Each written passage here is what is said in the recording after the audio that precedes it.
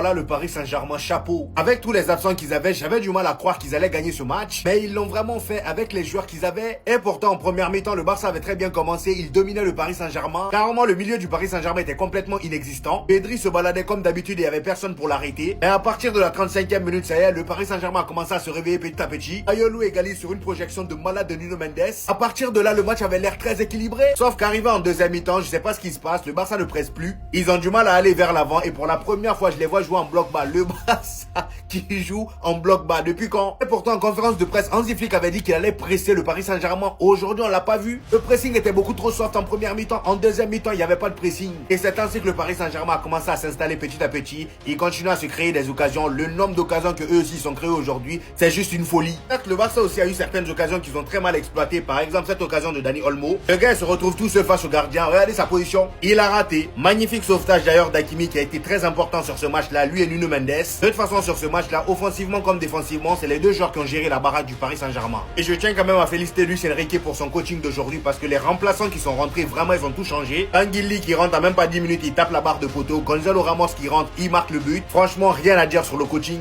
Il nous a humiliés, il nous a lavés, il nous a éteints, il nous a tout ce que vous voulez. C'est Ronaldinho ou quoi? Franchement, comment il peut autant passer de joueurs en un match? À parole les gars, j'ai cru voir Sonic. J'ai cru voir Usain Bolt Prime. Sur le premier but, le mec il part quand même d'ici vers son gardien en une fraction de seconde. Il n'y en a pas un qui est capable de lui prendre la balle. 2 secondes après, regardez où il se retrouve.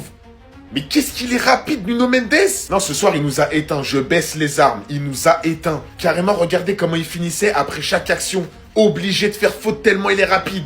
De Jong, Pedri, Yamal, personne n'arrivait à l'arrêter.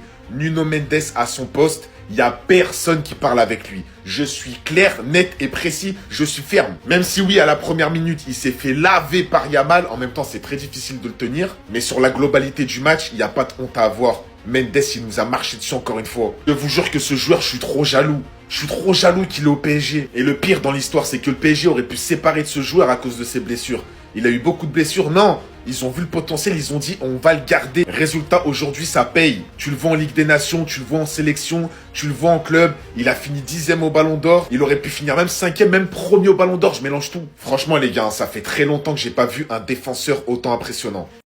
Comment j'explique ça à mes enfants? Le PSG de Mbaye, le PSG de Mayoulou, l'équipe B du PSG qui vient climatiser le Camp Nou. Mais c'est quoi ce match de fou? C'est à la 91e que Gonzalo Ramos vient offrir la victoire au PSG. Après un match disputé et à quel point? Des duels de tous les côtés. Mais pour que l'équipe B du Paris Saint-Germain vienne au final dominer le Barça. Le PSG gagne, mais même avec le match nul. Pour moi, le Barça ne devait même pas être fier de ce résultat.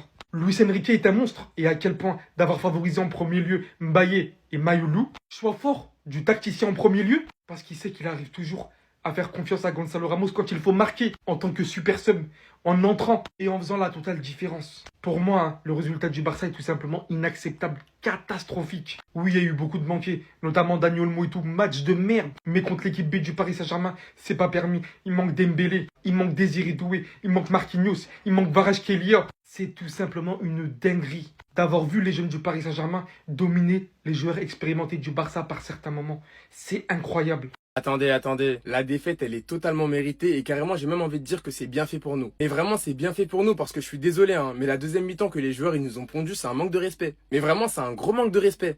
Un match à la base ça dure 90 minutes. En fait aujourd'hui le Barça a joué seulement 45 ou 60 minutes, pas plus. Et encore le 60 minutes là je suis vraiment en train de gratter, on a joué qu'une seule mi-temps. Tu commences le match, tu fais une bonne entame, t'as la possession, t'arrives à effectuer un pressing haut comme Hansi Flick l'avait demandé. Derrière t'arrives à te créer des occasions mais tu manques de réalisme. Et vu le début du match, heureusement que t'arrives à convertir ton temps fort pour un but signé Ferran Torres. Parce que je rappelle quand même que juste avant il y a Ferran Torres qui a une occasion qui dribble Chevalier mais malheureusement il la met pas. Il y a eu un sauvetage sur la ligne. Et en plus de ça il y a une action où Pedri récupère le ballon mais derrière t'arrives même pas à conclure par un tir. Et à force d'être un peu trop brouillon, forcément derrière tu prends l'égalisation. T'as Nuno Mendes qui te fait une remontée de balle, il élimine tous les joueurs. Sur l'action t'as Frenkie de Jong qui peut défendre mais comme juste avant il prend un carton, forcément il met pas le pied. Et derrière t'as Mayoulou qui va éliminer Koubarsi avec une facilité déconcertante. Carrément, je suis choqué. Derrière, il finit parfaitement et Chesney, il peut rien faire. À la mi-temps, il y avait 1-1 et pour le coup, j'étais archi dégoûté, mais je me disais qu'en deuxième mi-temps, t'allais revenir avec de meilleures intentions. Mais pas du tout. En deuxième mi-temps, le Barça n'a pas joué. Dans les ressorties de balles, les joueurs, ils y arrivaient plus. T'arrives à avoir une occasion qui normalement doit terminer à 100% par un but, mais t'as Olmo qui tire et malheureusement, t'as le joueur du PSG qui la contre. Supplément sur le côté, t'as Koundé qui se fait envoyer comme du n'importe quoi. Et en toute fin de match, en plus de ça, tu prends le but du 2-1. Je suis désolé, mais cette défaite du Barça, elle est totalement méritée. Dans ce match, les joueurs que je vais retenir pour commencer, le premier, c'est Eric Garcia. Il a fait un match qui est juste incroyable. Et Gérard Martin, lui aussi, qui a été énormément attendu, vraiment chapeau. Bref, en tout cas, n'hésitez pas à me donner vos avis dans les commentaires, histoire de savoir ce que vous en pensez. Et moi, je dirai tout ça. Je le jure qu'il n'y en a que pour sa poire.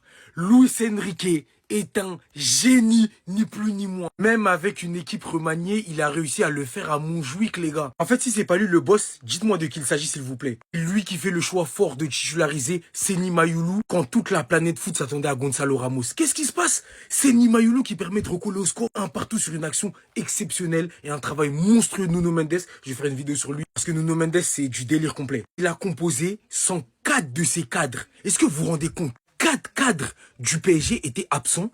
Malgré ça, avec des chichis, avec les péchos comme on les appelle, les péchos de Paname. Parce que quand ils ont annoncé la composition, tout le monde rigolait, hein. Je les voyais. Mais les péchos de Paname, les chichis parisiens leur ont montré qu'à Paris, tu leur parles pas d'âge. Tu leur parles pas d'âge. Ensuite, avant de venir au changement gagnant à la personne de Gonzalo Ramos, parce que oui, il n'était pas titulaire, Luis Enrique le fait rentrer, c'est lui qui met le but du 2-1. Luis Enrique, je sais pas si vous avez bien remarqué, au bout de la 15e minute, si je dis pas de bêtises, il fait un réajustement tactique. Il change complètement la donne de ce match. Ibrahim Ba, il était pas très à l'aise à droite. Donc il a switché avec Barcola, il fait passer flanc gauche. Barcola est à droite. C'est Ibrahim Ba qui occupe le couloir gauche. Avec comme vis-à-vis Jules Koundé. Eh ben, Luis Enrique, encore une fois, il avait la vision. Ce génie. Qu'est-ce qui se passe? Mbaye, il déborde comme un malade. Il percute comme un ouf. Il a mis Koundé dans la difficulté. Et je tiens à rappeler que Koundé est le latéral. Défensivement, en tout cas, je pense que c'est le meilleur du monde. Et Brahim Baye, il prenait en confiance. Il s'arrêtait pas d'essayer. Alors sur le côté droit, il était un peu plus timide. Il prenait pas beaucoup la profondeur. Là, il essayait comme un malade. Faut le faire jouer qu'à gauche. Ibrahim Baye, c'est un attaquant gauche. C'est pas autre chose. Faut pas le faire jouer à droite. Parce que ça limite. Et là, on l'a vu à gauche, il avait des repères qu'il n'avait pas à droite. Et du coup, il avait beaucoup plus de facilité à rentrer, à tenter 2-3 trucs. Et ça a fonctionné. Ensuite, t'as le changement avec Gonzalo Ramos qui permet au Paris Saint-Germain de gagner. J'ai même oublié de citer le fait qu'il ait pris le risque de laisser Nuno Mendes qui avait coupé d'un carton jaune. Avec Yamal sur son côté, je rappelle, il l'a laissé. Il a fait passer ailier et il a fait rentrer Lucas Hernandez. Les gars, ce mec est un génie en fait. Luis Enrique est un génie, que vous le vouliez ou non. Et la victoire aujourd'hui, sans rien enlever aux joueurs, il n'y en a que pour sa poire. C'est lui le patron, c'est lui le boss, c'est lui l'architecte de cette victoire exceptionnelle du PSG à Montjuic. Parce que tout le monde a écramé le PSG. Mais moi, je savais que je pouvais compter sur Luis Enrique. Merci Luis. Grande Luis. Respect vieux père. Restez sobre. Abonnez-vous. Les gars, on s'attrape. Je suis désolé. Il est beaucoup trop fort. Luis Enrique commence sa rencontre contre le FC Barcelone à l'extérieur, sans Ousmane Dembélé, sans Désiré Doué, sans Kvaratskhelia, sans Marquinhos. C'est déjà un fait costaud. Son deuxième énorme choix, Mbaye Mayulu, dont Mayulu buteur d'ailleurs parmi eux. Tout le monde le pensait pour un fou, se privant quand même de Kang Lee, de Gonzalo Ramos, plus expérimenté, plus longtemps dans l'équipe A du Paris Saint-Germain. Pour qu'au final, il nous montre à quel point que personne connaît son équipe mieux que lui. Et surtout qu'il y en avait autant que les joueurs le disaient, les jeunes joueurs du PSG, qu'aujourd'hui ce Paris Saint-Germain arrive à avoir un formidable équilibre avec ses jeunes joueurs grâce à cet entraîneur. Qu'en plus de cela derrière, parce qu'il le savait, que vous le voulez ou non, Gonzalo Ramos, qui rentre en tant que super sub, qui fait son travail habituel, qui vient marquer le but vainqueur du match. Personne connaît son effectif mieux que Luis Enrique. Aucun entraîneur n'est meilleur que Luis Enrique sur ces derniers mois. Ce qu'il réalise avec le Paris Saint-Germain est tout simplement stratosphérique. Il est en train de donner un souffle, un air à l'équipe actuelle, mais aussi aux jeunes joueurs qui vont suivre par-dessus. Et l'équilibre entre les deux, avec autant de blessures, est tout simplement stratosphérique, je n'ai rien d'autre à dire. Oh les gars, c'est dommage. Moi qui étais pour le Barça aujourd'hui. Putain de merde, bordel. J'étais en train de vous soutenir. Mais malgré ça, vous avez pondu une bouse à la fin, les gars. Putain. Pendant 90 minutes, j'étais derrière eux. Lâcher les supporters du FC Barcelone, c'est la honte. La honte et la honte et la honte. Le Paris Saint-Germain, ils étaient disloqués. Il n'y avait pas Ousmane Dembélé. Il n'y avait pas Désiré Doué, les gars. Il n'y avait personne dans leur équipe. Et vous êtes en incapacité de gagner là aujourd'hui. Vous êtes en incapacité de battre cette équipe-là. Une climatisation, mais laisse tomber Starfall là. Mais carrément, je suis content. Je suis content parce que vous étiez arrogant. Vous n'aviez pas remporté de Ligue des Champions, ça fait 10 ans. Vous revenez les gars, climatisation. Climatisation. Et oui les gars, et oui, je suis d'accord avec ces supporters. Ces supporters ont été supérieurs aux supporters du FC Barcelone. Supérieurs largement. Incroyable. Et je suce pas les gars, oui. Voilà, il a la rage, carrément, il nous fait sortir parce qu'il a la rage les gars.